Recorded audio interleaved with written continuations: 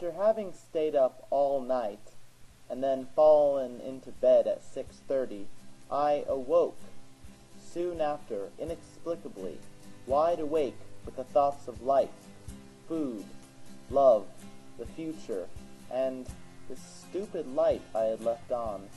I found myself staring into the white, bare ceiling, and it forced me to think of myself, white and dull. I know, I'm depressing and I really stretch to find symbols, but don't we all? I reached over onto my bedside cabinet and put on my glasses, contemplating, as I'd done many times before, of the irony of having to put something over your eyes in order to see. I got up from the bed, which I had only been sleeping on, not in, and saw the impact of my head on my pillow. Impacts are important.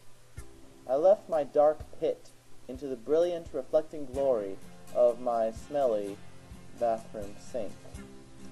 I pondered my mug, examining my weak, pitifully hairless chin, and thought about my mental and physical exhaustion. From there I ventured forth through the hallway of darkness and brought the great light of the kitchen, that most sacred place, to life.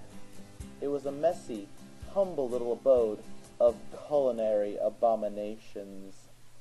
I saw from the stove light that I had not even gotten a single hour of sleep. All the great artists and lunatics would be proud.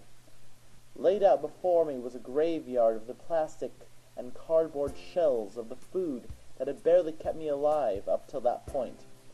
I explored what little food was left, hunting for even a meager breakfast.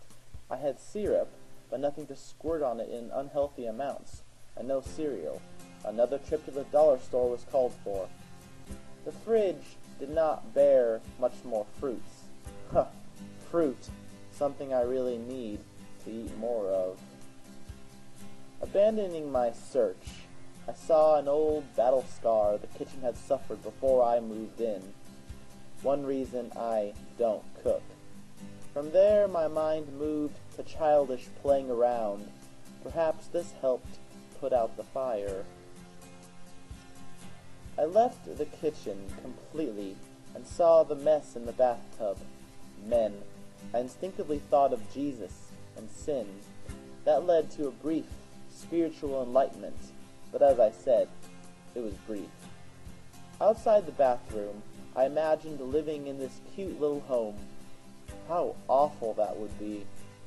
I turned around and entered my room once again, aghast at the deplorable conditions of my surroundings and the dark, dark floor. I turned on a light. It didn't help much.